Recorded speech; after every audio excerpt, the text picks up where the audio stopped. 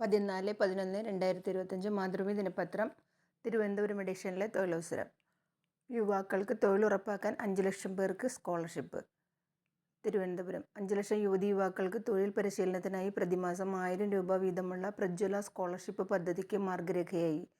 School തലത്തിലും ഉന്നത വിദ്യാഭ്യാസത്തിലും തൊഴിൽ വിദ്യാഭ്യാസത്തിനും ഊന്നൽ നൽകിയിട്ടുള്ള പശ്ചാത്തലത്തിലാണ് തൊഴിൽ വകുപ്പിൻ്റെ നേതൃത്വത്തിൽ എംപ്ലോയ്മെൻറ്റ് എക്സ്ചേഞ്ച് മുഖേന നടപ്പാക്കുന്ന ഈ പരിപാടി. സാമ്പത്തികമായി പിന്നോക്കം നിൽക്കുന്ന ഉദ്യോഗാർത്ഥികൾക്കാണ് സഹായം. നൈപുണ്യ പരിശീലനത്തിൽ പങ്കാളികളായവർക്കും മത്സര പരീക്ഷകൾക്ക് തയ്യാറെടുക്കുന്നവർക്കുമാണ് 1 വർഷത്തേക്ക് സ്കോളർഷിപ്പ്. തെറ്റായ വിവരങ്ങൾ സമർപ്പിച്ച് സ്കോളർഷിപ്പ് നേടിയാൽ നടപടി നേരിടേണ്ടി വരും.